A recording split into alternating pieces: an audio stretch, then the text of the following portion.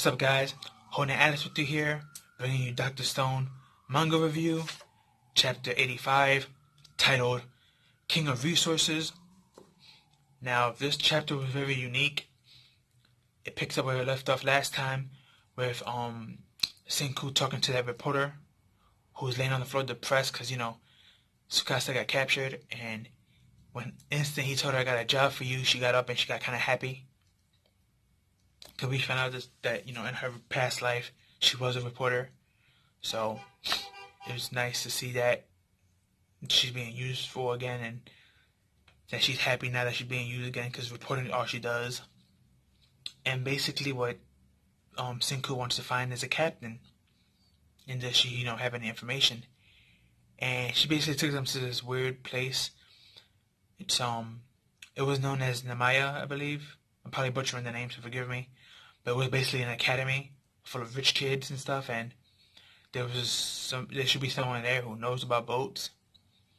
And she bumped into one statue that she was trying to ignore, but Senku and them caught on real quick, and it was like, who is this person? And this person, I wrote down his name. His name is, forgive me, I'm about to probably butcher his name because my Japanese ain't good, but Nanami Ryusai. Basically, he was this really genius kid from a very rich family that he always had an obsession with boats. When he was a kid, he used to make them and put them in bottles. And as he got older, this hobby became more of a passion for him. So he went to school and he actually built his own, from being in school to learn about boats. When he got older, he actually built his own corporation in boats. So he knows a lot about navigation and building boats and all that stuff. So, Senku was like, okay, cool, bet. So we only have a little bit left. I just used it to bring him back. Because they had a couple of statues lined up, but they didn't have enough of that liquid to bring back people, to revive them. So Senku just used it on him and bring him back. Instant he came back, he was acting all flamboyant and cocky and stuff like that, but they only tolerated him because they needed his skills. And they were very happy to have him. But at the same time, he's kind of annoying. He's one of those rich kids that are just obnoxious, but at the same time, he's very useful. I mean, this guy is like Nami, Luffy. He's like Nami, Luffy, and Sanji. All three from One Piece. He's like all of them mixed in one. He got that rich blonde hairstyle from boyish from Sanji. Then he has Nami navigation skills. And kind of like that Luffy attitude of not caring for others. So he's a pretty cool character so far. I like him.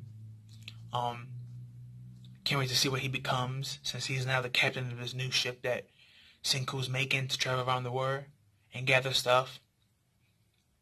And we also find out that this guy has the same goal as Shiki, and while they're traveling around. And that goal is to gain the number one thing that is the most powerful in all civilization. And I was thinking about what that could be, and it was something very common that a lot of us use here in the States. And other states as well use this, and it's oil. We used to say anyone who could control the most oil has the most power and influence, and he was right. So technically, the king of resources technically is whoever has oil will have the best resource. So that was basically his point of all this. But him and Senku had that same idea plot, and they just looking at each other laughing, and you have Jin in the back worried about what's about to go down between these two.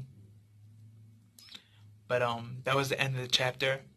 This was a very good chapter. I can't stress enough, I love how they mix science and humor together, and it's not too dull, but it's not too boring either. It's good enough of each just to give you the gist of the story and move forward. And I love all the characters we got. All the main characters and side characters got really good character development and skills and are useful to the story. And I can't wait to see how this story ends, but for now, we should have at least a couple of good years with it left, so. But I also heard that we're supposed to be getting, I think, an anime of this, if I'm not mistaken. I'm not sure. I know Promised Neverland is going to get an anime. I'm not sure about Dr. Stone yet, but hopefully we get one soon. We should get an announcement. Well, I think it has been announced, but we haven't got the trailer yet for it. One of the two. But when it does come out, on anime. I will be reviewing that as well. Because like I said, I love Dr. Stone. This is one of the mangas that I believe people are sleeping on, and it has great potential. And it also comes from Shonen Jump, like Boku no Hero, Black Clover, Promised Neverland, One Punch Man. You know, they're all Shonen Jump's owned manga. So, but if you haven't read the chapter, I advise you to go read it. If you've read the chapter, read it again. Great chapter. But that's all I have for you guys today. Like, comment, share, subscribe, and hit that notification bell. Share with your family and friends, and I'll see you in the next one. Peace.